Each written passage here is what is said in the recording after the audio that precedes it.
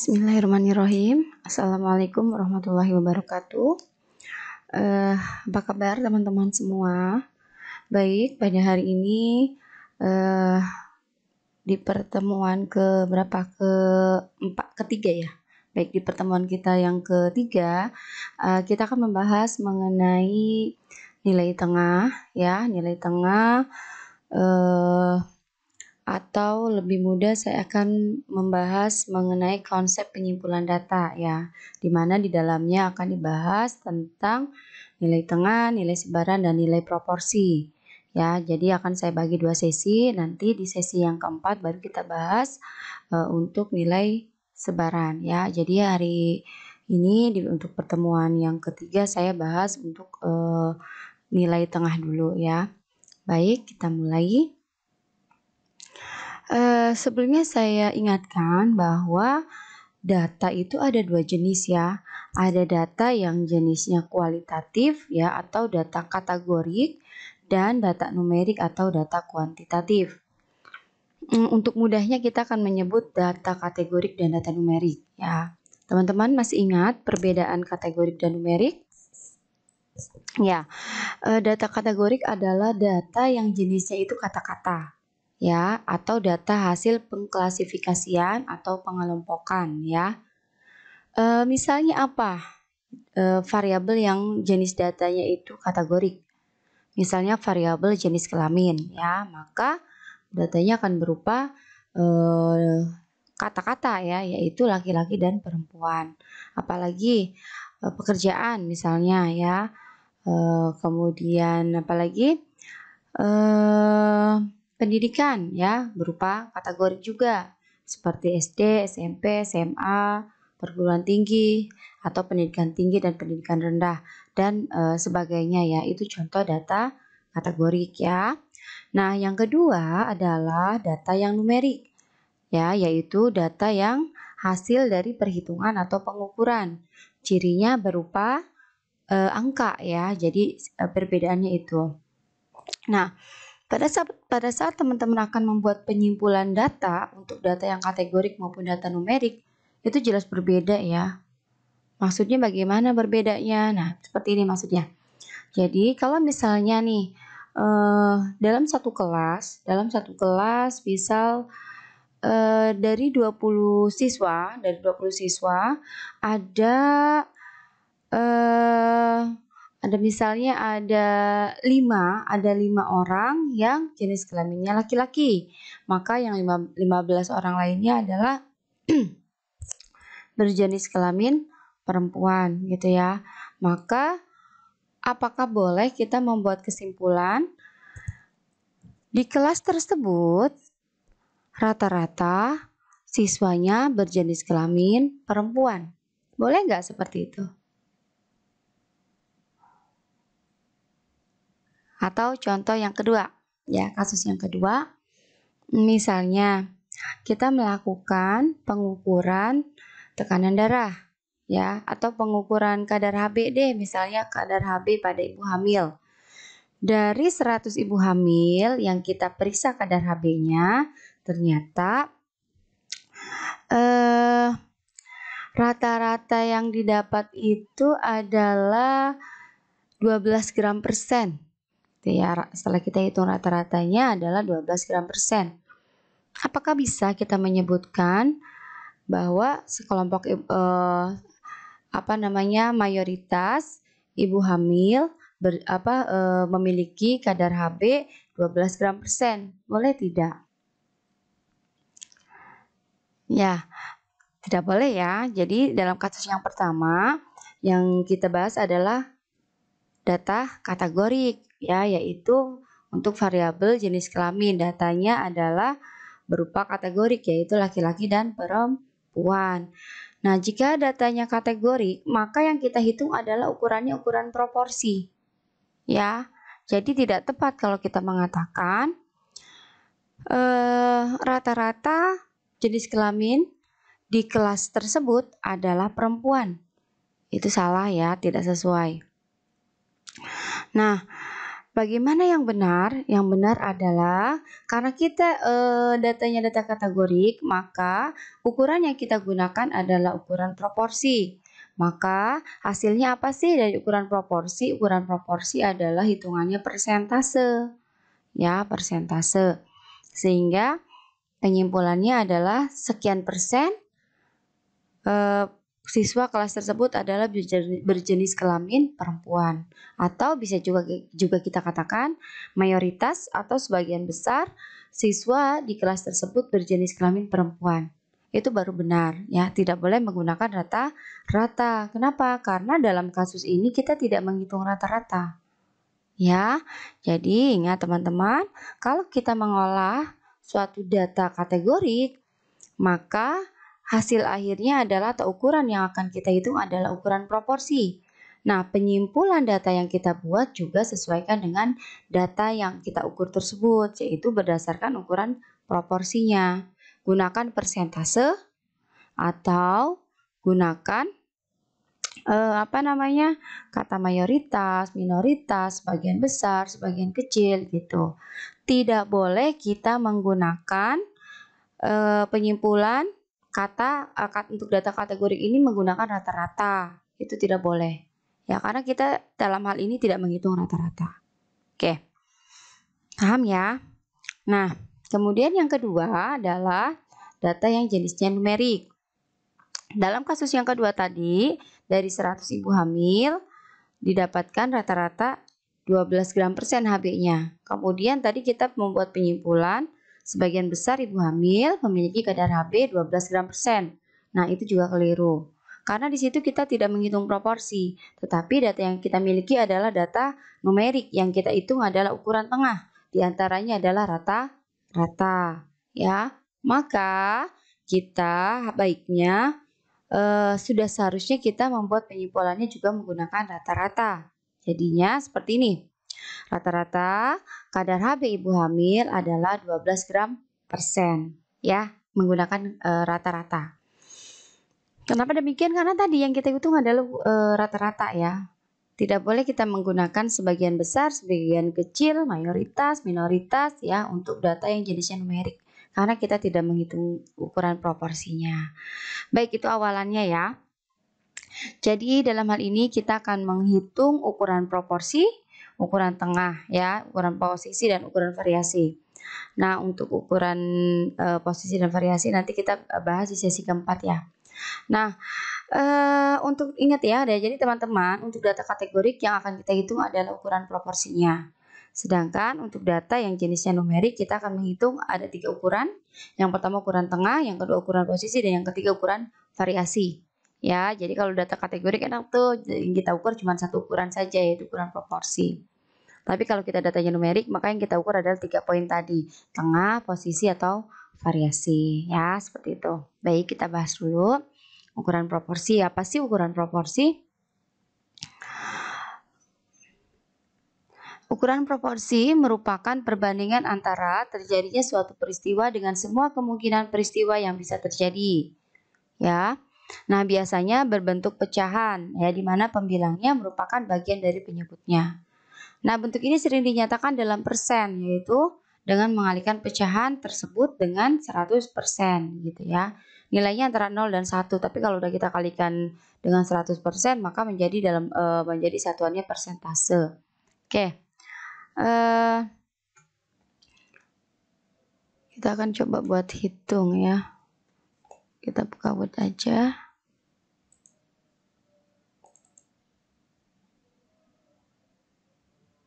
Nah, saya rasa untuk menggunakan proporsi sebenarnya udah tahu semua sih sebenarnya ya. Saya yakin teman-teman semuanya udah tahu seperti apa gitu. Cuman mungkin baru tahu konsepnya aja. Tapi selama ini sebenarnya udah teman-teman kerjakan gitu ya. Misalnya seperti ini. Misal ada dalam sebuah kelas ya. Misal dalam sebuah kelas ada 20 siswa soal yang tadi ya, 20 siswa. perempuan ada berapa tadi? Perempuan ada 15 orang dan laki-laki salah. Ada laki-laki sebanyak 5 orang gitu ya. Nah, kalau saya tanya ke teman-teman berapa persen sih siswa yang jenis kelaminnya perempuan? Pasti teman-teman udah tahu secara menghitungnya, ya kan? Maka cara menghitungnya adalah kita tulis ya, berapa persen siswa yang jenis kelaminnya perempuan. Maka jawabannya adalah, kita hitung menggunakan ini simbol ya, equation.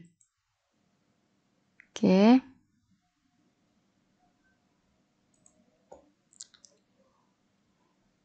Berarti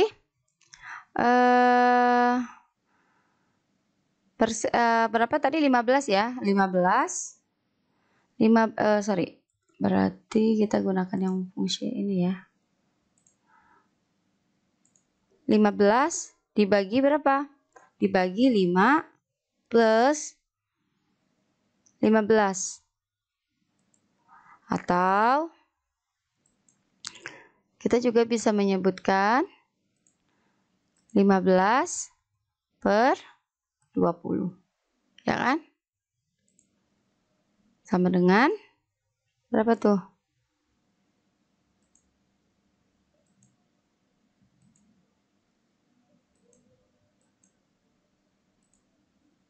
Oke, sama dengan berapa? 70, 150 ya. 150 dibagi 15 bagi 20, 0,75 ya. Oke. Ya kan? 0,75 ya. 150 berarti 15 bagi 2, 7,575 ya kan? Nah, kembali lagi ke konsep yang tadi bahwa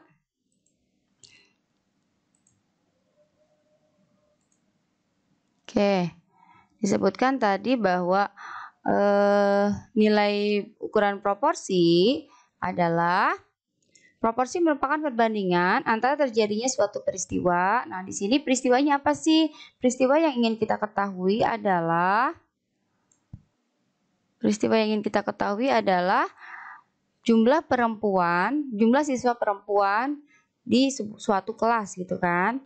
Nah, perbandingan ya dengan semua kemungkinan peristiwa yang terjadi. Kemungkinan yang terjadinya kan siswanya itu berjenis kelamin dan perempuan dan juga laki-laki. Bentuknya pecahan ya. Ini bentuknya pecahan di mana pembilangnya merupakan bagian dari penyebutnya ya kan.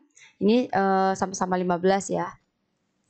Nah, atau mudahnya ya peristiwa yang ditanyakan yaitu di sini jenis kelamin perempuan dibagi dengan seluruh jumlahnya berapa? 20 gitu kan. Seperti itu. Kemudian hasilnya adalah antara 0 dan 1. Ya, antara 0 dan 1 benar ya, 0,75. Ini berada di rentang antara 0 dan 1. Nah, pada umumnya ini dibuat dalam bentuk persen. Ya, sehingga untuk mendapatkan nilai persen, kita bisa mengalihkan 0,75 itu adalah 0,75 sama dengan 75 dibagi 100 ya kan? Dikalikan dengan 100% sama dengan 75% gitu ya. Jadi ini udah sehari-hari kita kerjakan sebenarnya tanpa tahu rumusnya juga teman-teman secara logika kan udah bisa mengerjakan gitu ya. Jadi ini bukan sesuatu yang baru ya. Nah, tetapi penggunaannya aja teman-teman ya. Jadi digunakan untuk yang menghitung data yang jenisnya kategorik untuk ukuran proporsi ini. Oke ya, paham ya? Ini untuk yang ukuran proporsi. Nah, rumusnya seperti apa gitu ya. Oke, ini besaran proporsi dalam sampel banyak dipakai dalam penelitian untuk mengestimasi proporsi dalam suatu populasi benar ya. Nanti kita akan menghitung berapa sih proporsi dalam suatu populasi berdasarkan karakteristiknya, misalnya seperti itu. Ya, nanti digunakan untuk melihat komposisi suatu variabel berdasarkan populasi, misalnya dalam suatu populasi misalnya berdasarkan jenis kelamin, berdasarkan usia, berdasarkan pekerjaan, berdasarkan pendidikan. Nah, itu kita akan nanti melihat menggunakan ukuran proporsi. Rumusnya adalah ini. Ya, ini rumusnya. Ya kan, tadi sebenarnya teman-teman udah tanpa melihat rumus ini pun teman-teman udah bisa mengerjakan gitu kan. Itu adalah yang sehari-hari bisa kita, sesuatu yang biasa kita kerjakan, baik di puskesmas, di rumah sakit, di klinik gitu ya, atau hal-hal yang sederhana lainnya gitu ya. Ya, rumusnya adalah X, ini adalah peristiwa yang terjadi, peristiwa yang ditanyakan ya, dibagi X plus Y. Ini peristiwa atau kemungkinan peristiwa yang bisa terjadi ya, atau keseluruhan ya, ini ya. Dikali kakaknya ada konstanta. Konstanta yang biasa kita gunakan adalah ukuran persentase. Ya, seperti itu. Nah, ini contoh ya. Contohnya seperti yang tadi sih ya. Dari 20 mahasiswa ditanya mengenai suasana belajar mata kuliah biostatistik dan didapatkan informasi sebagai berikut. Ini ada 20 siswa 1 sampai dengan 20, kemudian masing-masing siswa ditanya apakah suka atau tidak suka dengan suasana belajar mata kuliah biostatistik gitu ya. Nah, jawabannya berbeda-beda. Responden 1 atau mahasiswa yang pertama mengatakan suka, mahasiswa yang kedua suka, mahasiswa yang ketiga tidak suka, dan seterusnya sampai dengan mahasiswa yang ke-20. Nah, lalu ditanya berapa proporsi mahasiswa yang suka belajar biostatistik. Ya, kita hitung dulu kan berapa yang suka, karena yang ditanya adalah yang suka, maka kita hitung. Responden nomor 1 suka, responden nomor 2 berarti 1, 2, 3, 4, 5, 6, 7, 8, 9, 10, 11, 12, 13, 14. Ya, berarti ada 14 mahasiswa yang suka dengan belajar biostatistik. Oke, jumlah mahasiswanya ada 20 orang, ya kan? Di mana terdiri dari jumlah yang suka 14 orang, jumlah yang tidak sukanya adalah 6 orang. Maka proporsi mahasiswa yang suka belajar biostatistik adalah 14 dibagi dengan 20 jumlah keseluruhan dikalikan dengan konstanta yang kita gunakan adalah 100%.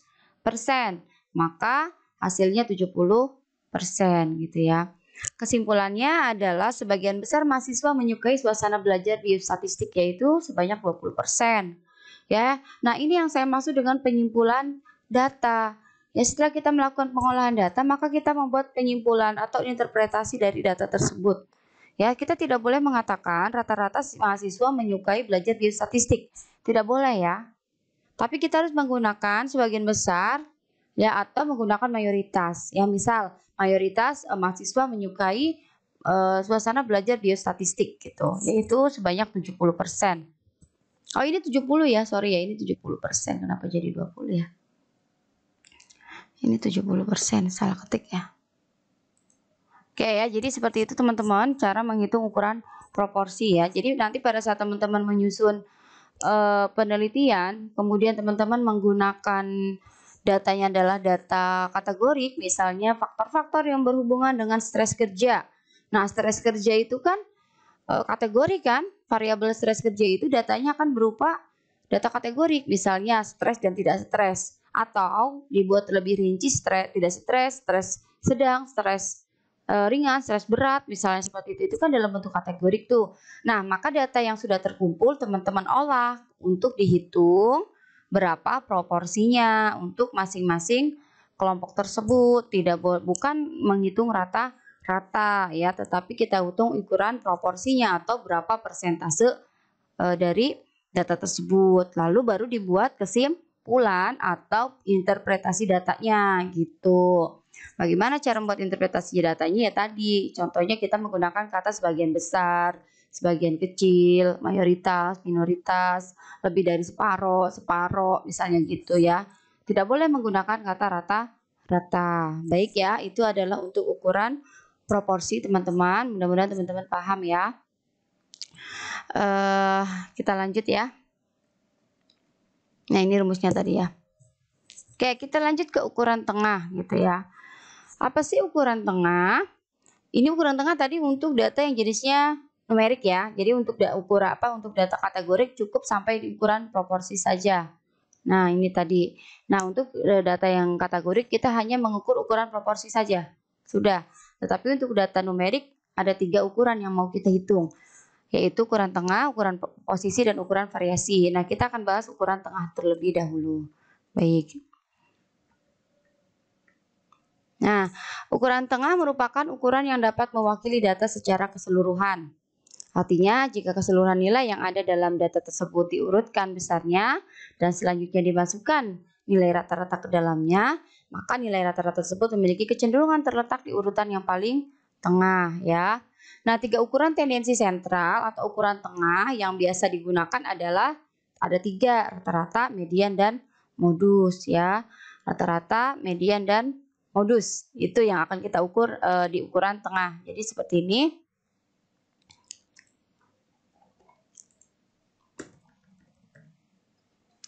Ya, tadi kita akan bahas ukuran tengah. Ya, tadi kan ada beberapa ukuran ya penyimpulan data ini.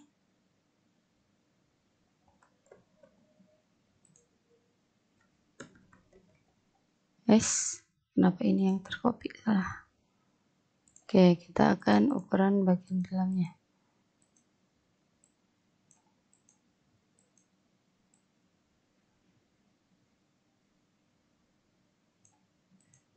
Oh ya, ini gambar ya, jadi tidak bisa kita copy. Ya udah, saya ketik aja.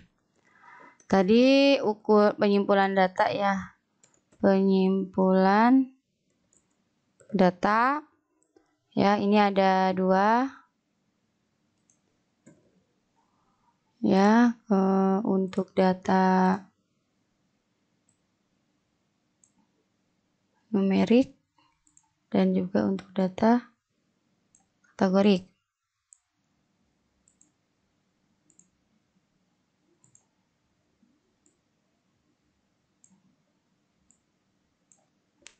Data kategorik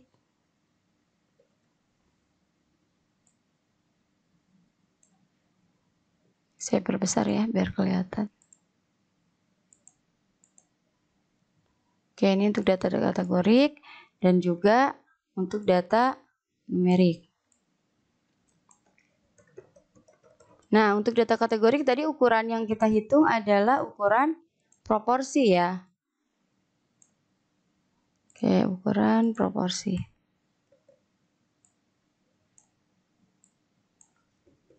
Ukuran proporsi ya. Nah, di data untuk data numerik ini dia ada 3 ukuran tadi ya.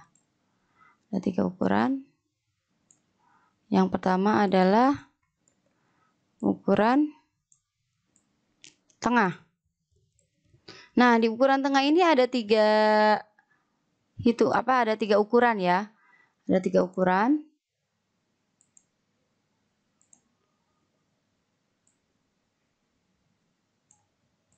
Ada 3 ukuran ya.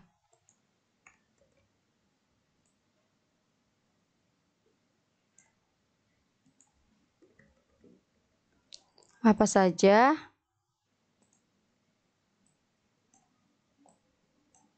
Yang pertama adalah rata atau min ya, kita tulis min aja ya.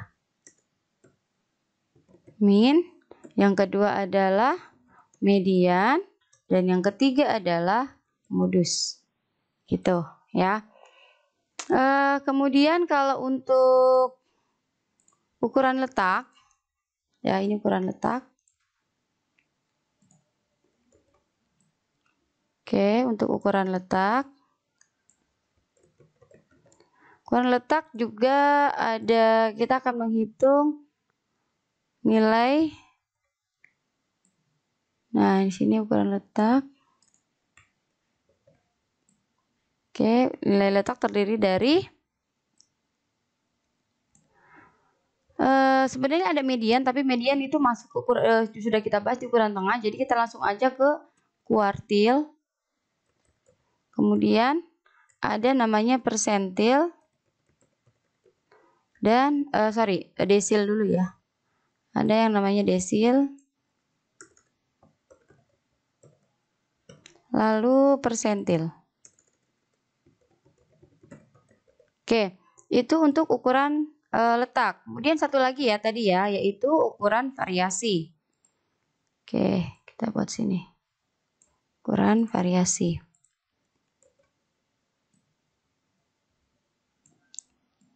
Ukuran variasi. Ukuran variasi juga ada beberapa ukuran, ya. Yang pertama nanti, oke, kita tulis dulu.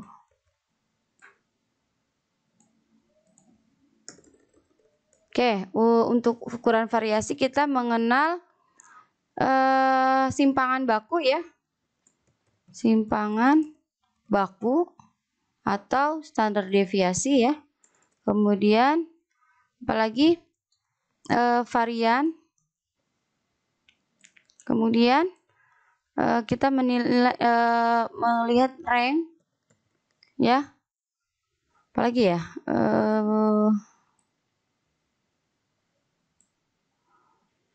Oke. Ini dulu deh yang akan kita bahas ya. Jadi nanti skema belajar kita begini. Atau nanti pada saat teman-teman mempunyai data yang jenisnya numerik, maka teman-teman lihat 3 ukuran ini. Ukuran tengah, ukuran letak, dan ukuran variasinya. Nah, hari ini kita bahas yang ukuran tengah dulu. Ya, yaitu min, median, dan modusnya dulu. Ukuran tengah itu ada 3 ukuran yang mau kita hitung. Ukuran letak itu ada 3, ya kuartil, desil, persentil. Nanti di ukuran variasi kita akan belajar juga simpangan baku, varian ya. Rank gitu ya, seperti itu.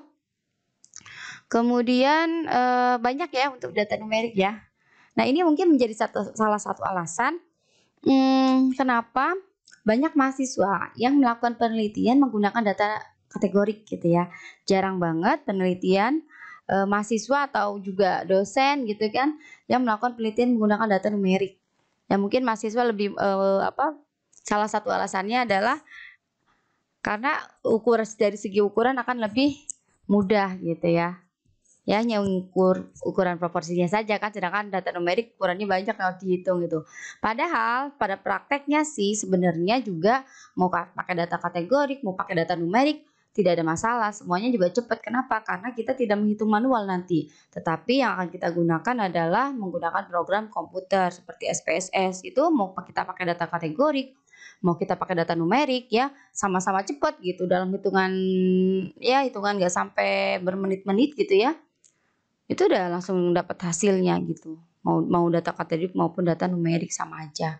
Oke ya, teman-teman, seperti itu. Baik, kita kembali lagi ke slide ya. Mana slide-nya?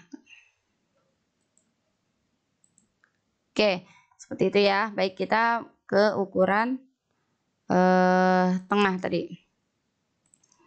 Oke, ukuran tengah yang pertama adalah rata-rata atau min. Jangan mean ya teman-teman ya. Saya masih sering banget mahasiswa menyebutkan rata-rata itu mean. Ketahui mean gitu, jangan ya. Tapi kita baca sebagai kita bacanya min. Rata-rata atau min ya. Nah, rata-rata atau min adalah nilai rata-rata dari data yang ada. Ini sifatnya. Nah, sifatnya yang pertama merupakan wakil dari keseluruhan nilai. Yang kedua, min sangat dipengaruhi nilai ekstrim, baik ekstrim kecil maupun ekstrim besar. Dan yang ketiga, nilai min berasal dari semua pengamatan. Baik, maksudnya seperti apa sih? Maksudnya seperti ini. Kalau misalnya kita ingin membandingkan, ya misalnya saya punya 2 kelas ya. Misalnya saya punya 2 kelas ya. Misal saya mengajar di 2 kelas ya, yaitu kelas A dan kelas B. Oke. Nah, kemudian pada saat ujian, kan dua-duanya ikut ujian dong, kelas A, kelas B juga dong, gitu kan. Nah, dari nilai ujian tersebut, saya menghitung rata-rata kelas A maupun kelas B gitu ya. Nilai-nilainya saya akumulasikan semuanya. Nah, kemudian dari dua kelas A dan kelas B ini, misalnya dari nilai ujian tadi, saya ingin menyimpulkan sebenarnya mahasiswanya itu antara kelas A dan kelas B, kelas mana sih yang paling memahami pelajaran biostatistik tersebut gitu, atau pelajaran yang saya ajar gitu ya, apa kelas A atau kelas B. Jelas di sini berarti saya harus melakukan perbandingan. Kelas A atau kelas B nih yang paling bagus gitu kan, mahasiswanya memahami pelajaran biostatistiknya gitu kan. Nah, lalu siapa yang kita bandingkan? Siapa yang mau kita bandingkan kelas A dan kelas B itu? Apakah nilai PJ-nya, PJ kelas A dan PJ kelas B, misalnya penanggung jawab ya, nilai penanggung jawabnya itu yang kita bandingkan? Tentu tidak ya. Masa nilai PJ-nya kan bukan. Apa nilai siapa? Nilai yang paling pintar di kelas? Tidak juga. Tetapi yang akan saya bandingkan adalah nilai rata-rata, teman-teman. Ya. Nilai kelas A dan kelas B saya akan hitung nilainya masing-masing, saya hitung ratanya gitu ya. Kelas B juga sama. Saya hitung ratanya gitu. Berapa rata-rata di kelas A? Oh, ternyata rata-rata di kelas A itu 80. Lalu berapa rata-rata di kelas B? Oh, ternyata setelah saya hitung rata-ratanya juga sama, yaitu 80. Apa kesimpulan sementara yang bisa saya ambil? Oh, kemampuan kelas A dan kelas B adalah sama. Begitu ya. Jadi yang kita bandingkan adalah nilai ratanya ya. Jadi seperti itu. Fungsi atau manfaat dari rata-rata atau dari ukuran tengah ini adalah untuk membuat perbandingan, untuk membandingkan ya, seperti itu, untuk melakukan suatu perbandingan. Caranya tadi kita menghitung rata-rata, kemudian rata-rata itulah yang kita bandingkan. Kenapa? Karena nilai rata-rata ini adalah nilai yang mewakili kelas. Ya, nilai rata-rata ini adalah nilai yang mewakili kelas gitu. Ya, yang mewakili sekelompok data tersebut gitu. Maka yang kita bandingkan adalah rata-ratanya. Jadi fungsinya adalah yang pertama untuk melakukan suatu perbandingan ya. Yang pertama tadi mewakili data, yang kedua adalah bisa dilakukan untuk melakukan perbandingan. Itu perbandingan antar kelas. Lalu kalau saya ingin melakukan perbandingan antar siswa di dalam kelasnya juga sama, kita menggunakan rata-rata. Misalnya di kelas A ada siswa bernama siapa ya namanya, misalnya Tini, Tina, Tono misal gitu kan. Nah, misalnya kita ingin tahu berapa sih nilainya Tini gitu ya di kelas. Posisinya tuh, posisi Tini di kelas tuh seperti apa gitu. Kita ingin melihat posisi Tini, Tina, dan Tono di kelas dalam hal mata kuliah biostatistik. Nah, siapa yang mau kita bandingkan dengan nilai Tini? Apakah nilai Tini dibandingkan dengan Tina atau dengan Tono? Tidak ya teman-teman. Tetapi nilai Tini dibandingkan dengan nilai rata-rata. Begitupun dengan nilai Tono, Tina, itu masing-masing nilai mereka dibandingkan dengan rata-rata. Apakah nilai mereka di atas rata-rata ataukah di bawah rata-rata? Seperti itu cara melakukan perbandingannya. Baik ya, itu jadi fungsi untuk rata-rata ya, seperti itu. Oke, kita kembali ke slide lagi. Jadi tadi ya merupakan wakil dari keseluruhan nilai, betul. Kemudian, nah ini yang kedua, dipengaruhi oleh nilai ekstrim, baik ekstrim besar maupun ekstrim kecil. Maksudnya seperti apa? Maksudnya begini. Jika ada 5 orang, A, B, C, D, dan E, ya, masing-masing memiliki nilai. Misalnya A itu nilainya 50, B itu nilainya 60, kemudian C itu nilainya juga 50, yang D nilainya juga berapa? Misalnya yang D nilainya 40, yang E nilainya 90. Ya, maka berapa rata-ratanya? Rata-ratanya adalah 50 tambah 60 tambah 50 tambah 40 tambah 90. Berapa kita hitung? 11, 16 sama 4, 20, 29, 290 dibagi dengan 5. Berapa? Nilainya berarti 5 berapa? 5, 25, 40, 58 ya. Maka rata-ratanya adalah 58. Misalnya, itu yang kondisi yang pertama. Nah, ternyata misalnya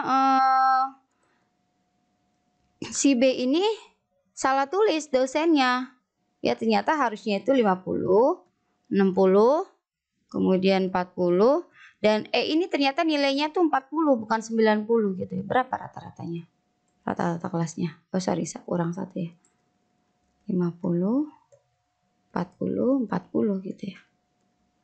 Berarti kita jumlahkan 50, 60, 11, 16, 20, 24.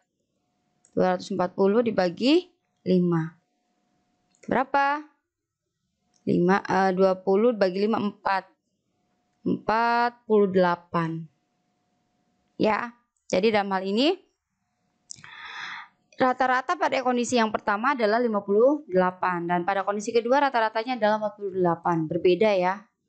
Kenapa? Karena di sini ada nilai ekstrim yaitu 90. Ya, 90 itu nilai ekstrim.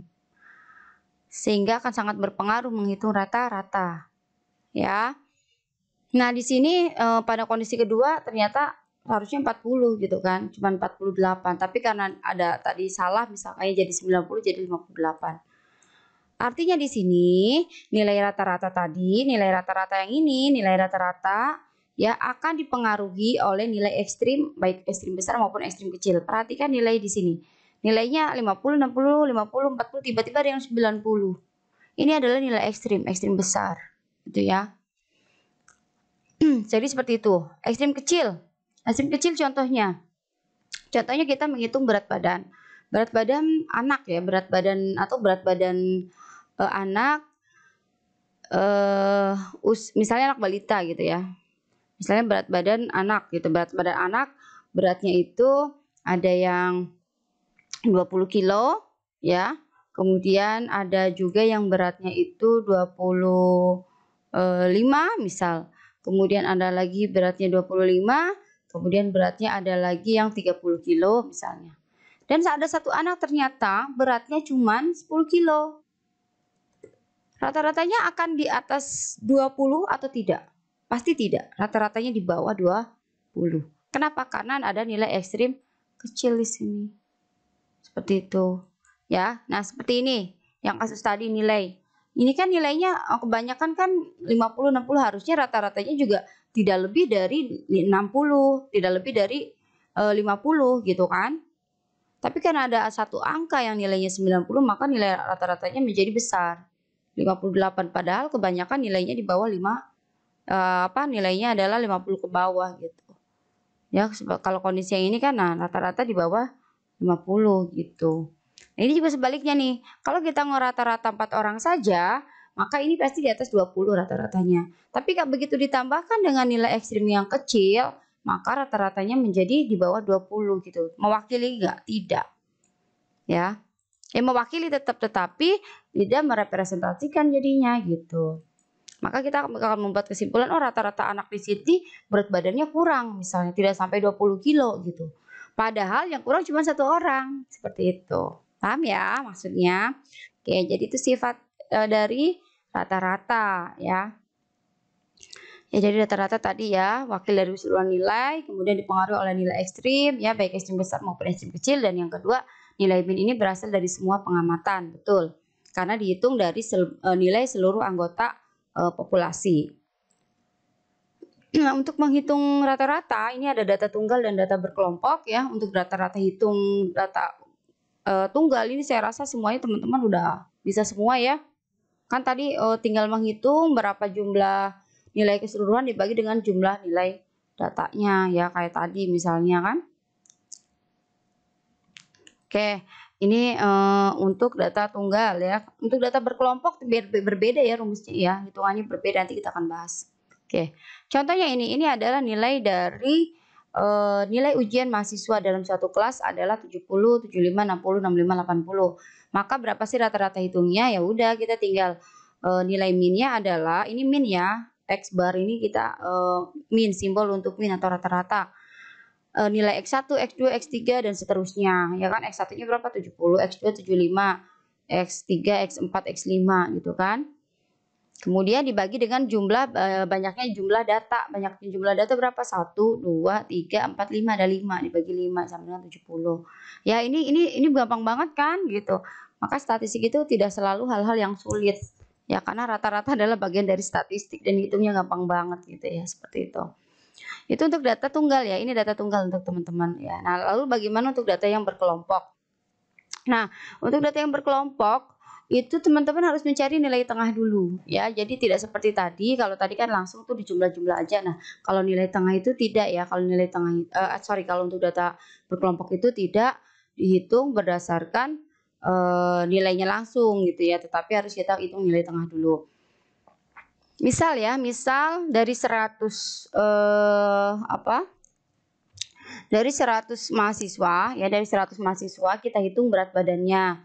Ya, kemudian kita kelompokkan yang berat badan 60 sampai 62 ada 10 orang, yang beratnya 63 sampai 65 ada 25 orang dan seterusnya. Ya, jumlahnya ada 100 mahasiswa. Kemudian berapa sih rata-ratanya gitu kan, dari data tersebut berapa sih rata-ratanya? Maka rata-ratanya adalah kita hitung dulu nilai tengahnya. Maka kita hitung nilai tengah. Bagaimana cara menghitung nilai tengah? 60, 62, di sini nilai tengahnya adalah 61. Dari mana ke 61? Apakah 60, 61, 62 Bu? Berarti yang di tengah-tengah. Tidak begitu ya. Cara menghitung nilai tengah. Nah, nilai tengah tadi misalnya 60 sampai 62. Berapa nilai tengahnya adalah 61. Dari mana 61 dapat? Apakah begini? 60, 61, 62. Ini Bu yang di tengah-tengahnya, nilai tengah. Betul.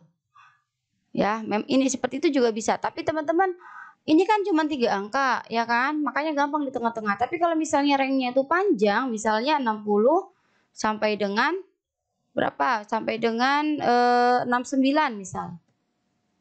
Berapa? Apa tuh ininya? Nilai tengahnya. Apakah kita harus menuliskan 60, 61, 62 dan seterusnya? Lama ya. Jadi tidak seperti itu, nggak akan efektif. Jadi caranya adalah 60, ini nilai batas bawah, 60 itu batas bawah, ditambah dengan nilai batas atas, yaitu 69. Ini batas bawah, ini batas atas. Kita jumlah. Berapa hasilnya? Hasilnya adalah 60, 60, 120, tambah 129, dibagi dengan 2. Sama dengan berapa? 60, 12 bagi 2, 60, 60, 92, 64,5. Seperti ini nilai nilai tengahnya gitu ya. Ini nilai tengahnya. Jadi caranya adalah menghitung nilai tengah, caranya adalah nilai batas bawah ditambah nilai batas atas dibagi dengan lalu batas atas, kemudian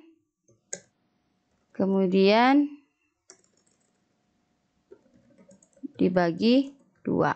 Itu nilai tengah ya. Itu ya cara menghitung nilai tengah. Jadi 60 tambah 62, 121 dibagi 2 122 dibagi 2 berarti 61. dan seterusnya gitu ya. Itu menghitung nilai tengah. Jadi tiap masing-masing kelompok ini kita hitung nilai tengahnya dulu. Setelah itu kita hitung frekuensi dikalikan dengan frekuensinya. Frekuensinya mana ini yang banyaknya siswanya berapa sih? Di kelompok 60 sampai 62 ada 10 mahasiswa gitu. Itu adalah frekuensi. Maka kita kalikan nilai titik tengah dengan frekuensinya. Misalnya kelompok 1 titik tengahnya kan 61 nih, 61 kali 10 610. Ya, ini frekuensi kali nilai tengah. Kemudian kelompok kedua nilai tengahnya adalah 64, frekuensinya 25, maka 25 dikali 64 hasilnya 1600 dan seterusnya. Nah, nilai yang hasil perkalian ini dijumlah ya. Kalau tadi kan langsung aja 61 tambah ini gitu kan, itu untuk data tunggal. Nah, tapi kalau data berkelompok jumlahnya dulu keseluruhan, kemudian di total nih, di seluruhnya itu hasil perkaliannya kita totalkan, baru kemudian dibagi dengan jumlah frekuensi yaitu 100. Maka nilai min atau rata-rata untuk data ini adalah jumlah F kali X atau jumlah frekuensi dikali titik tengah adalah 6718 dibagi dengan jumlah frekuensi yaitu frekuensinya 100. Maka nilainya adalah 67,18. Oke. Itu untuk menghitung rata-rata ya, jelas ya. Nah, kemudian yang kedua. Yang kedua adalah median ya. Apa sih median? Ya, ukuran tengah yang kedua adalah median. Median adalah nilai tengah dari kelompok data yang telah diurutkan. Baik atau diurutkan dari yang terbesar ke yang kecil atau yang kecil ke yang besar. Biasa sih yang kecil ke yang besar gitu biar nggak bingung ya. Maka dengan kata lain median adalah nilai paling tengah jika banyaknya data ganjil atau rata-rata dari dua nilai tengah jika banyaknya data genap gitu ya.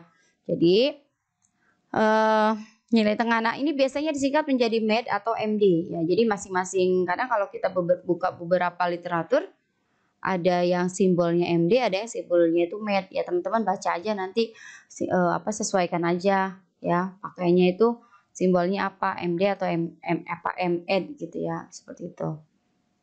Nah, nilai median adalah nilai observasi pada posisi median tersebut. Jadi nilai median adalah nilai tengah ya. Contohnya begini, contohnya median data tidak berkelompok ya. Median data tidak berkelompok. Jadi di sini ada berapa nih nilai mediannya? Yang pertama nilai peserta 1, 3, 4, 4, 5, 6, 8, 8, 9, 10. Ya, ini datanya sudah diurutkan ya. Nilai sudah diurutkan. Kalau datanya masih acak belum urut maka kita harus mengurutkan terlebih dahulu ya. Misalnya ini data yang median yang contoh ini sudah saya urutkan ya. 3, 4, 4, 5, 6, 8, 8, 9, 10 gitu ya. Kita urutkan. Kemudian berapa mediannya? Kita hitung berapa jumlah datanya? 1, 2, 3, 4, 5, 6, 7, 8, 9. Ada 9 atau ganjil. Maka untuk median data ganjil adalah yang tengah-tengahnya itu ya. Berapa sih? 6 sorry ini. 1, 2, 3, 4, 5, 6, 7, 8, 9. Tengahnya adalah yang ke 5. Yaitu nilainya berapa? 6. Seperti itu ya. Kemudian ada data lagi. Ini datanya belum diurutkan ya. Contohnya 20, 80, 75, 60, 50, 85, 45, 90. Berapa sih mediannya? Kita urutkan dulu ya. Kita urutkan menjadi berurutan dari yang terkecil ke yang terbesar. Setelah diurutkan menjadi seperti ini. Lalu berapa mediannya? Mediannya rumusnya N plus 1 dibagi 2 sama dengan 8 plus 1. Ya, 8-nya dari mana? Dari jumlah data. Kita hitung 1, 2, 3, 4, 5, 6, 7, 8. 8 data ditambah 1 dibagi 2. Jadi 4,5. Nah, posisi mediannya adalah nilai keempat dan kelima. 1, 2, 3, 4, 5. Berarti 60 dan 50. Gitu ya. Sorry yang ini salah hitung. 1, 2, 3, 4, 5. Berarti 60 dan 75. Lalu ditambahkan 60 dan 75 dibagi 2. Oke, biar nggak bingung seperti ini. Nah, untuk melihat nilai median, mau data genap, mau data ganjil sebenarnya sama aja sih. Ya, kita pakai rumusnya ini. N plus 1. Saya pakai ini aja, pakai ini ya, equation. Rumusnya adalah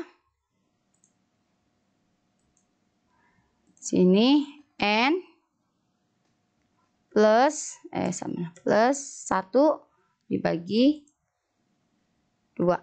Oke. Ini letak dulu ya, kita harus mencari letak dulu baru nilainya. Letak median adalah N plus 1 dibagi 2. N-nya berapa sih? N adalah jumlah data ya. N sama dengan jumlah data. N-nya adalah jumlah data. Tadi misalnya datanya ini ya. Ini kita ambil data yang sudah berurutan saja. Kita tulis datanya ini. Ini datanya jumlahnya berapa? 1, 2, 3, 4, 5, 6, 7, 8. Maka berapa sih nilai mediannya? Kita cari dulu letaknya. Maka mediannya adalah N-nya tadi 8. 8 tambah 1 bagi 2. Berapa? Jadi 4,5. 4,5 ini bukan nilai median ya teman-teman ya, tapi adalah letak median. Artinya median nilai median terletak di urutan ke-4,5. Urutan ke-4,5 berarti antara 4 dan 5 dong. Yang mana sih keempat? Ini 1, 2, 3, 4. Nah ini 4. Letak ke-4 ini dan letak ke-5 ya. Oke, 4,5 berada di antara urutan ke-4 dan urutan ke-5. Oke. Nilai letak ya. Berarti 60 dan 75 itu letaknya. Sekarang nilainya berapa? Nilai median. Jadi 2 tahap ya kalau untuk melihat nilai median, kita cari tahu letaknya dulu. Setelah kita cari tahu letaknya berapa, baru kita lihat berapa nilainya. Nah, tadi letaknya udah kita ketahuan, letak di urutan ke-4 dan ke-5. Sekarang kita lihat nilainya berapa. Nilai di urutan ke-4 adalah 60. Nilai urutan ke-4 ditambah nilai urutan ke-5. Oke. Kita perkecil biar satu baris. Oke. Jadi berapa? Jadi nilai urutan ke-4 berapa? Urutan ke-4 adalah 60. 60 ditambah urutan ke-5 yaitu 75. Ya. Dibagi 2 jangan lupa. Ya, dibagi 2. Oh, bagi 2-nya gini aja deh. Ini ditambahkan. Baru jangan lupa dibagi 2. Maka hasilnya adalah 60 tambah 75 menjadi 135. Ya, 135 dibagi 2. Berapa? Mediannya 13 bagi 2 6. 6 kemudian 15 bagi 2 7. Ya, 7 67 berapa? 13 bagi 2 6, sisa 15 bagi 2 6, sisa 3. 35 ya. Berapa? 6 35 dibagi 13 bagi 2 6. 6 kemudian sisa 15 bagi 2 7. 7 14 sisa 1 67,5. Maka nilai medianya adalah 67,5. Ya, berada di sini di antara tengah-tengah. Oke, paham ya untuk melihat nilai median. Ya, jadi saya ulangi, nilai median itu kita hitung dulu, kita cari tahu dulu letaknya di mana. Rumus letaknya adalah N plus 1 dibagi 2, yaitu mencari letak, baru kemudian kita menghitung nilai mediannya, seperti itu. Kenapa sih ininya bagi 2? Karena kan median membagi menjadi 2 bagian gitu ya, makanya nilainya dibagi 2, seperti itu. Oke, kita mencoba menghitung median data berkelompok. Ya, rumusnya ini, median data berkelompok. Ini rumusnya.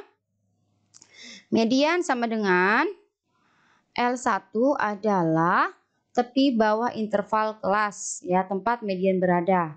Ditambah sigma F, ya, total frekuensi. Ditambah F, frekuensi kumulatif dibagi 2. Ya, setelah itu dibagi dengan frekuensi kelas mediannya dikali dengan interval atau lebar kelas. Maksudnya apa? Kita langsung ke contoh ya biar nggak bingung.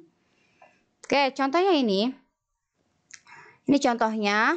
Contohnya ada kelompok data nilainya 41 sampai 45, 46 sampai 50 dan seterusnya. Ya. Kemudian dari data ini datanya hanya mengetahui interval kalau kelasnya aja, ini kelas dan frekuensi. Biasanya yang diketahui hanya interval kelas dan frekuensi saja. Ya, hanya interval kelas dan frekuensi. Oke, misalnya seperti ini. Ups.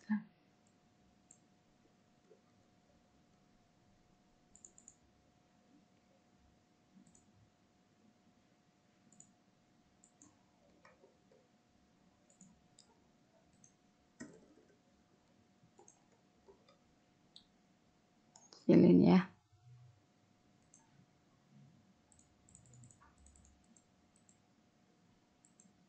Nah, biasanya kalau dalam satu soal itu hanya baru ada frekuensi dan interval kelas aja.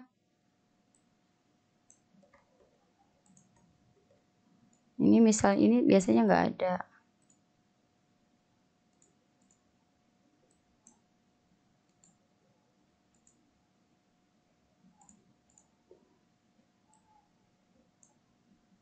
Nah, biasanya hanya diketahui kelompok kelas-kelasnya aja ya.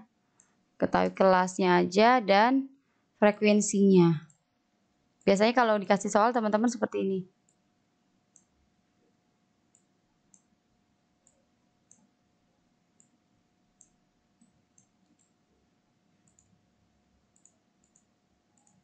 Oke, saya perbesar dulu. Nah ya, jadi biasanya, oh ini. Oke, biasanya adalah teman-teman dikasih soal hanya seperti ini. Ini ini kelasnya, ini frekuensinya, hitung berapa mediannya gitu. Biasanya seperti itu, hanya begitu. Ya, maka cara menghitungnya adalah menggunakan rumus yang tadi, rumus yang ini. Ya, ini nilai mediannya. Nah, sebelum kita melihat nilainya berapa, seperti seperti biasa ya, untuk median kita yang awal adalah kita hitung dulu nilai letak mediannya di mana gitu. Nah, untuk nilai data yang berkelompok, nilai letak mediannya itu rumusnya adalah sigma F dibagi 2. Ya, sigma F ini adalah jumlah frekuensi dibagi 2. Berapa sih dalam hal ini? Jumlah frekuensinya adalah 30. Dari sini 60 tambah 6, 6 tambah 6 tambah 5 dan seterusnya, jumlahnya adalah 30. Maka rumus dari letak median adalah sigma F bagi 2 yaitu 30 dibagi 2, maka 15. Nah, kita cari tahu dulu 15. Oke, saya perbesar. Jadi saya ulangi, jika kita menghitung nilai median untuk data berkelompok, maka yang terlebih dahulu kita lakukan adalah menghitung nilai letak mediannya. Rumusnya adalah jumlah frekuensi dibagi dengan 2, yaitu jumlah frekuensinya 30 dibagi 2. Kenapa 2? Ingat ya, bahwa 2 ini adalah median membagi 2 bagian, makanya pembaginya adalah 2. Nah, berarti 30 dibagi 2 hasilnya 15. Jadi letak median ada di frekuensi ada di ke 15. Ada di frekuensi kumulatif ke 15. Oke.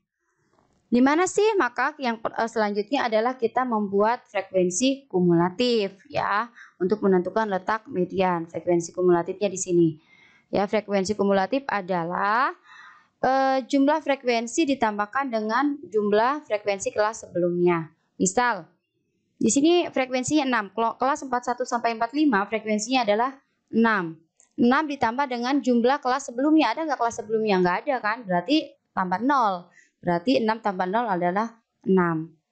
Lalu di kelompok kedua 46 sampai 50 frekuensinya adalah 6. Ingat, frekuensi kumulatif adalah jumlah frekuensi ditambahkan dengan jumlah frekuensi kelas sebelumnya. Berarti 6 ditambah dengan 6.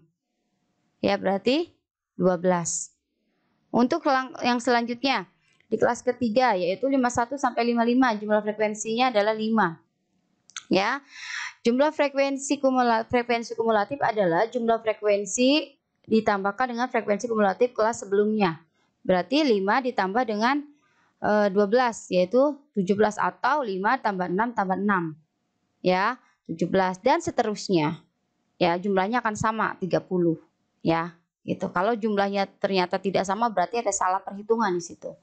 Harus sama jumlah frekuensi yang kumulatif ini 30 dengan jumlah frekuensi yang di sini itu harus sama.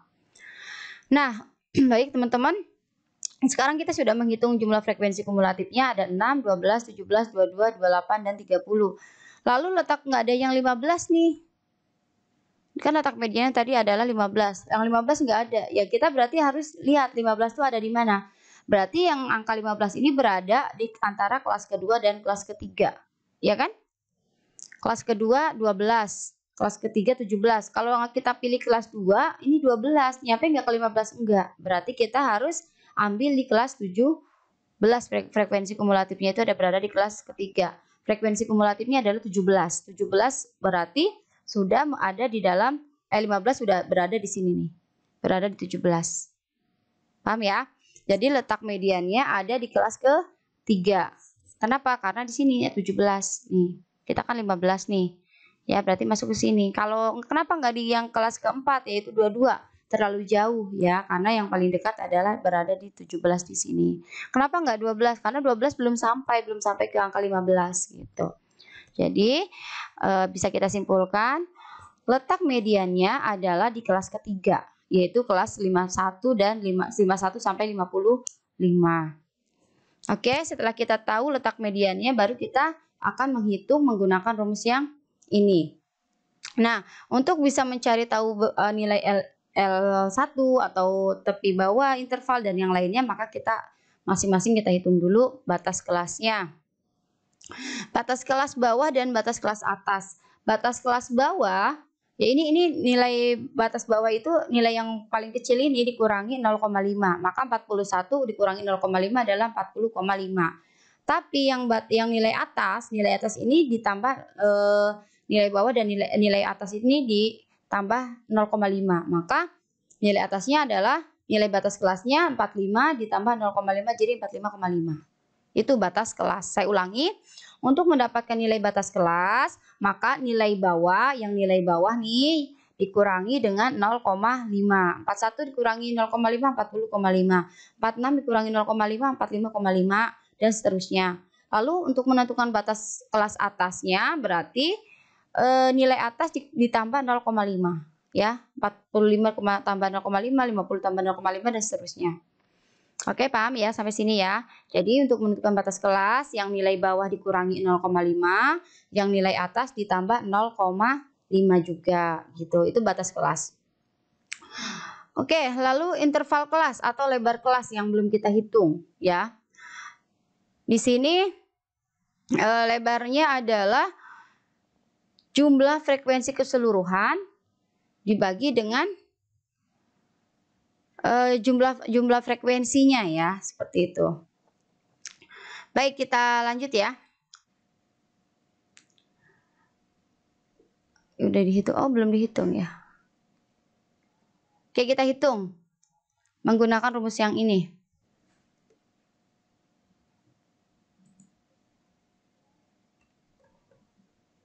Kita hitung ya, kita hitung di sini. Guys. Oke, kita hitung menggunakan rumus yang ini. Nah, jangan lupa ini kita catat. Guys. Kalau enggak kita bagi dua, ini aja deh. Nah, bagi dua layar ya. Oke, tadi datanya adalah ini. Nah, rumusnya berarti yang L1-nya berapa nih? Oh, ini nggak bisa kita rubah ternyata.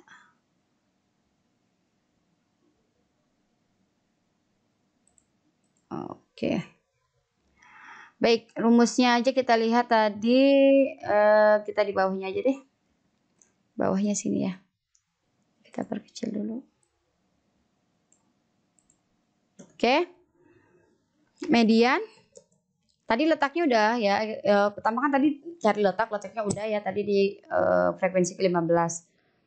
Sekarang kita tinggal mencari nilai median. Nilai median. Oke, nilai median L1. L1 tadi adalah berapa tadi L1-nya? Tepi bawah interval kelas tempat median berada. Oke. Nah, tepi bawah kelas tempat median berada. Oke, tempat median berada berarti kan di kelas ketiga 1 2 3 di sini. Tepi bawah kelasnya yang mana? Ini ya, 50,5. Kali 50,5 ditambah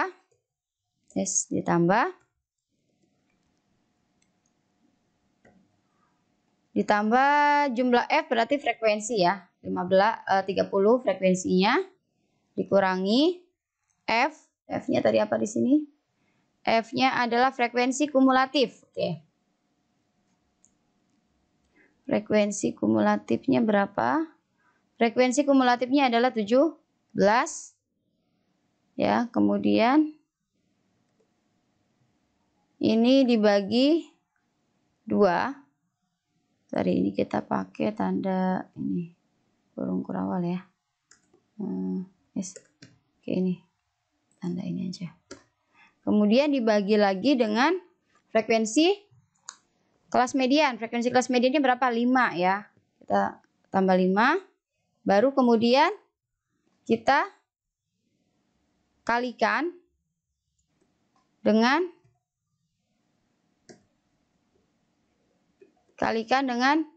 I ya.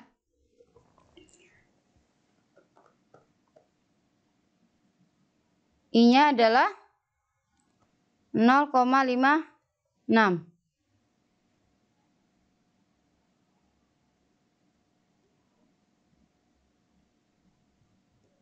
Maka nilai mediannya berapa? Kita hitung pakai kalkulator ya, biar cepat ya.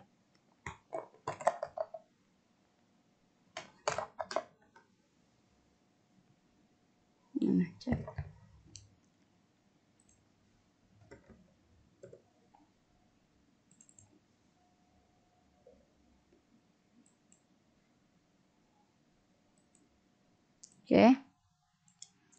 30 dikurangi 17 berarti 13. 13 dibagi dengan 2. Hasilnya 6,5. 6,5 kemudian dibagi lagi dengan berapa? 0, ini dibagi lagi 5 ya, dibagi 5. 1,3 kali 0,56 ditambah 50,5. Hasilnya adalah 51,228. Oke. Ya, itu nanti teman-teman boleh coba hitung lagi ya. Baik, kita kembali ke slide ya. Sifat median. Sifat median ini berbeda dengan rata-rata tadi ya. Kalau rata-rata dipengaruhi oleh nilai ekstrim, baik ekstrim besar maupun kecil. Nah, sifat rata-rata median ini tidak dipengaruhi oleh nilai ekstrim ya. Misalnya seperti ini. Contoh yang kita hitung tadi adalah, nah ini. Nah, dari data yang ini, ya ini kan dipengaruhi nilai ekstrim nih. Kalau kita hitung mediannya, berapa sih mediannya gitu ya. Nah, mediannya maka adalah berapa nih? 1, 2, 3, 4, 5. 5 berarti 5 tambah 1, 6. 6 bagi 2 ya. 3 berarti berada di letak ketiga. 1, 2, 3. Mediannya adalah, oh belum diurut, kita urutkan dulu. Oke, kita urutkan dulu. Oke, kita urutkan sini ya. Kita urutkan dulu. Berarti 40. Kemudian 50, 50, 60, 90.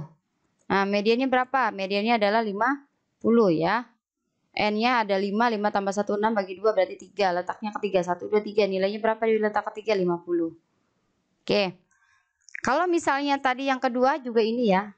Kalau misalnya angka 90 tadi kan jadinya apa namanya itu? Misalnya tadi oke lah, misalnya yang ini. Ini ekstrimnya kan misalnya 50 ya, ada 90 ya. Nilainya 50 nilai mediannya. Kalau misalnya ini tidak ada nilai ekstrim, kita misalnya di sini adalah 55. Ya, berapa? Mediannya tetap 50. Atau misalnya di sini ada nilai ekstrim besar, misalnya 100, tetap juga mediannya 50. Jadi, nilai median ini tidak dipengaruhi oleh nilai ekstrim, baik besar maupun kecil, berbeda dengan rata-rata gitu ya. Oke. Nah, yang terakhir adalah nilai modus ya, untuk ukuran tengah atau ukuran rata-rata. Wah, modusnya apa nih? Ini modus di sini bukan motif yang ini ya, tapi modus di sini adalah nilai yang paling banyak ditemui dalam suatu pengamatan. Nah, dari sifatnya maka untuk kelompok data pengamatan ada beberapa kemungkinan. Yang pertama, tidak ada nilai yang lebih banyak diobservasi jika tidak ada modus. Ditemui satu modus, ada dua modus, atau lebih dari 3 modus kita sebut multimodal. Contoh, dari sekumpulan data nilainya 1, 2, 3, 4, 5, 6, 7, 8, 9. Nah, ada modusnya nggak? Maka kondisi yang pertama tidak ada modus. Kenapa? Karena masing-masing angka ini masing-masing ada berjumlah 1, tidak ada yang lebih dari 1. Maka contoh yang pertama ini tidak ada modus. Ya, karena tidak ada nilai yang lebih dari 1. Nah, kumpulan data yang kedua. 3, 4, 4, 5, 5 ini diurutkan, jangan lupa ya. 3, 4, 4, 5, 5, 5, 5, 5, 6, 7, 8 gitu ya. Nah, kemudian modusnya adalah 5 ya. Jadi sebenarnya kalau untuk modus boleh diurutkan, boleh enggak sih, tapi untuk memudahkan sebaiknya diurutkan gitu ya. 5, kenapa 5? Karena 5 jumlahnya paling banyak ya. Yang 4 cuma 2, yang 7 2, yang 5 berapa? 1, 2, 3, 4. Nilai modusnya adalah 5. Berapa jumlah modusnya? 1 ya. Jadi dalam data yang ini jumlah modusnya 1 atau unimodal, berapa nilainya adalah 5 ya. Jadi kalau tadi di dalam median itu kita cari tahu berapa di mana letaknya, baru kemudian kita cari tahu nilai mediannya, maka kalau di modus ini kita harus tahu berapa jumlah modusnya dan berapa nilainya ya, seperti itu. Paham ya?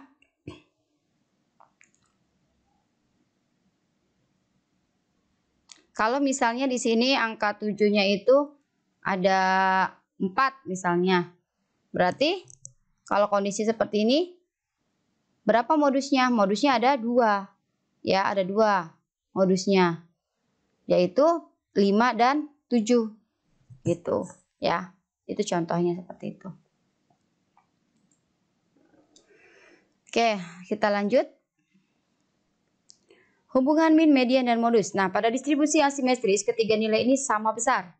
Nilai median selalu terletak antara nilai modus dan nilai median pada distribusi yang menceng ya. Apabila nilai median lebih besar pada nilai median dan modus, maka dikatakan distribusi menceng kanan atau skew to the right. Apabila nilai median lebih kecil daripada nilai median dan modus, maka apabila nilai min lebih kecil daripada nilai median dan modus, maka distribusinya menceng ke kiri ya. Oke. Kita akan jelaskan secara lebih rinci seperti ini. Oke, jadi kan 3 ukuran ya, min, kemudian median, dan modus. Oke, median selalu terletak antara min dan modus. Median selalu terletak di tengah. Oke, jika dalam suatu data ya, nilai median, jika nilai minnya itu sama, nilai minnya itu sama dengan median, sama dengan modus, maka ini distribusi datanya normal. Ya. Distribusi data itu bisa dilihat dari hubungan tiga ukuran ini ya, dari hubungan min, median, dan modus. Kalau nilainya sama, maka distribusi datanya itu normal. Tapi kalau nilai min lebih besar dari nilai median, gitu ya, maka ini bisa kita katakan sebagai menceng ya. Menceng ke satu lagi, lebih besar juga dari modus, maka datanya ini dari modus, maka datanya ini menceng. Mencengnya menceng ke kanan, ya. Menceng ke kanan. Saya perkecil biar jadi satu baris. Oke, menceng ke kanan atau kita sebut skew to the right, ya. Apa tuh? Mencengnya ke kanan. Jadi kalau kita buat grafik gimana ya? Nanti deh kita lihat gambarnya ya. Kita coba kalau misalnya mediannya itu, kalau minnya itu kurang dari median, kurang dari modus, maka distribusi datanya adalah menceng ke kiri. Oke, jadi kondisinya bisa ada 4 ya. Bisa ada 4. Ini 3 dulu nih yang saya bahas. Kalau misalnya nilai rata-rata sama dengan nilai median sama dengan modus, maka distribusi datanya ini disebut distribusi data normal. Tapi kalau nilai rata-ratanya lebih besar dari nilai median dan modus, maka maka distribusi datanya itu tidak normal. Artinya kalau tidak normal berarti menceng. Mencengnya bisa ke kanan, bisa ke kiri. Kalau minnya lebih besar dari median dan modus, maka mencengnya ke kanan. Tapi kalau nilai rata-ratanya ini lebih kecil dari median dan modus, maka mencengnya itu ke kiri, ya. Q to the left, ya. Seperti itu. Nah, oke. Seperti ini kondisinya teman-teman. Ya, jadi hubungan antara nilai min, median, dan modus. Poin C ini adalah gambar grafik, ya, yang normal. Ya, ini kurva. Yang C ini adalah kurva normal. Ya, distribusi datanya normal, di mana nilai min, median, dan modusnya adalah sama. Ini kurva normal, distribusi datanya normal. Nah, gambar A, ini menceng kanan apa menceng kiri? Ini menceng ke kiri, lihat ekornya. Ekornya berada di kanan atau di kiri? Kalau ekornya berada di kiri, berarti mencengnya menceng ke kiri. Ya, artinya nilai min kurang dari median dan modus. Lalu gambar yang B ini adalah menceng ke kanan karena ekornya berada di kanan. Ini ekornya nih, ekornya berada di kanan. Nah, ini kondisi seperti ini, nilai minnya lebih besar dari median dan modus gitu. Nah, kalau yang D ini apa? Ini nilai D tidak terbentuk kurva. Tidak terbentuk kurva kenapa? Karena semua nilai pengamatannya itu frekuensinya sama. Misalnya nilainya 8 semua, maka ya nggak bisa, ya hanya titik aja gitu ya, nggak bervariasi seperti itu. Ya, jadi untuk melihat distribusi suatu data, apakah datanya itu normal atau tidak, salah satunya dengan melihat hubungan antara 3 nilai ini. Ya, seperti itu. Oke, itu untuk nilai ukuran tengah dulu ya, kita bahas ya, ukuran tengah, nilai min, median, dan modus ya, kita buat penyimpulan atau di dalam sub bahasan penyimpulan data. Baik teman-teman, mudah-mudahan bisa dipahami ya. Jika tidak ada yang ingin jika ada yang ingin ditanyakan, boleh sampaikan di WhatsApp ya, WhatsApp group juga boleh, atau boleh sampaikan juga di kolom komentar, nanti saya respon. Baik, mudah-mudahan bermanfaat. Kita lanjut ke sesi yang keempat ya, untuk ukuran letak dan ukuran variasi. Terima kasih. Assalamualaikum warahmatullahi wabarakatuh.